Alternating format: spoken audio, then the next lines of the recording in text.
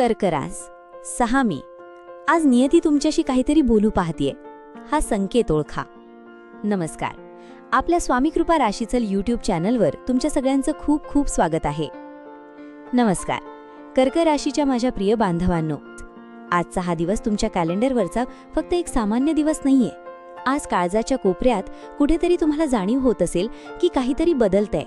कधी कधी आपण खूप लोकांमध्ये असतो, पण आतून एकदम एकटे वाटतो, बरोबर ना? ज्यांच्यासाठी आयुष्य झिजवलं त्यांनीच पाठ फिरवली की जे दुःख होतं ते आज नियती तुमच्या डोळ्यातून वाहू देणार नाही, तर तुम्हाला सावरणार आहे. आज नियती तुमच्याशी काहीतरी बोलू पाहतीये. एक असा संकेत जो कदाचित तुमच्या आयुष्याची दिशा बदलवू शकतो. जर तुम्हालाही असं वाटत असेल की आता खूप झालं, आता सहन होत नाहीये, तर हा व्हिडिओ तुमच्यासाठीच आहे. कॉमेंटमध्ये ओम नमः शिवाय किंवा जय स्वामी समर्थ लिहून तुमची उपस्थिती नोंदवा, कारण आजची ही ऊर्जा तुमच्या आयुष्यात सकारात्मक बदल घडवणार आहे. मनातील घालमेल. कर्क रास ही मुळातच भावनाप्रधान रास. तुम्ही दुसऱ्यांच्या सुखासाठी स्वतःच्या इच्छांची होळी केलीत, पण आज 6 मे रोजी ग्रहमान सांगतायत की आता स्वतःसाठी जगण्याची वेळ आलीये. नियती तुम्हाला सांगतेय की थांबा, स्वतःला ओळखा. ज्यांच्यावर जीवापाड प्रेम केलं त्यांनीच तुमची किंमत केली नाही म्हणून रडू नका. तो नियतीचा संकेत होता की ती माणसं तुमच्या आयुष्यात राहण्याच्या लायकीची नव्हती. आजचा विशेष बदल. आज चंद्राची स्थिती तुमच्या राशीत अशा ठिकाणी आहे जिथे तुमचे जुने जखम भरून येण्यास सुरुवात होईल. आर्थिक ओढाताण असो किंवा नात्यांमधील दुरावा, आज तुम्हाला एक असा मार्ग दिसेल ज्याची तुम्ही कधी कल्पनाही केली नव्हती. तुमच्या अंतर्मनाचा आवाज ऐका.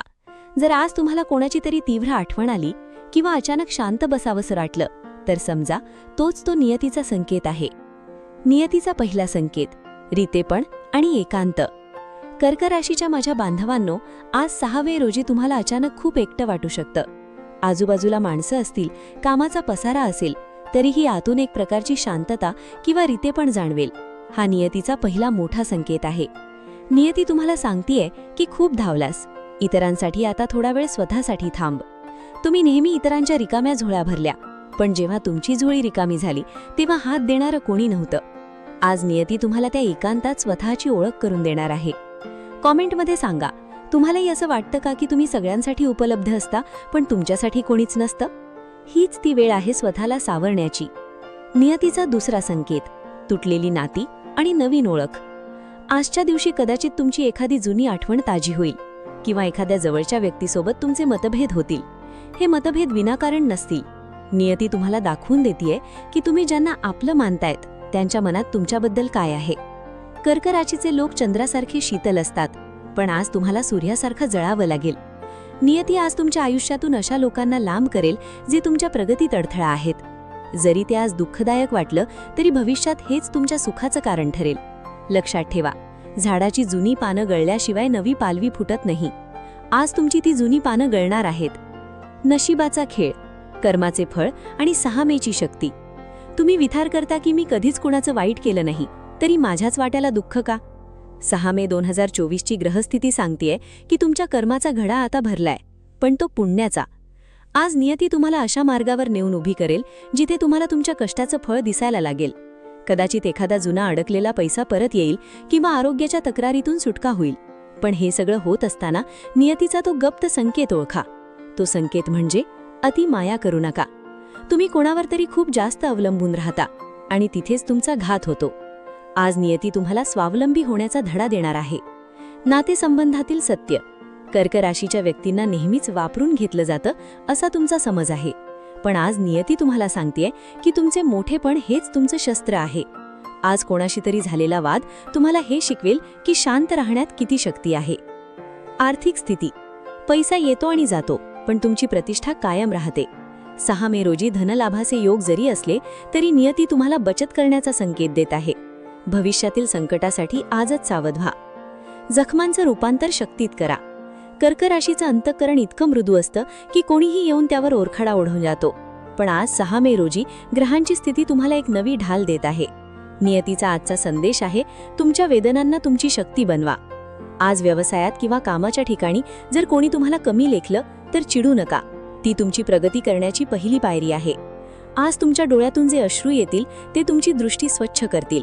तुम्हाला दिसेल की तुमच्या आसपास कोण आपले आहेत आणि कोण परके. नियती आज तुमच्यावर एक अदृश्य कवच घालत आहे, जे तुम्हाला भविष्यातील मोठ्या संकटांपासून वाचवेल. शांततेत दडलेला उपाय. आजचा दिवस गोंधळाचा नाही, तर संवादाचा आहे, स्वतःशी साधलेल्या संवादाचा. 6 मे रोजी कर्क राशीच्या लोकांनी एक छोटासा प्रयोग करून पहा. फक्त 5 मिनिटे डोळे मिटून शांत बसा आणि स्वतःच्या हृदयाचे ठोके ऐका. तुम्हाला जाणवेल की नियती तुमच्याशी काय बोलू पाहतीये. जर तुम्हाला सतत भीती वाटत असेल, काळजी वाटत असेल, तर आज ती भीती देवाच्या चरणी अर्पण करा. ओम नमः शिवाय किंवा तुमच्या कुलदैवताचे नाव घ्या.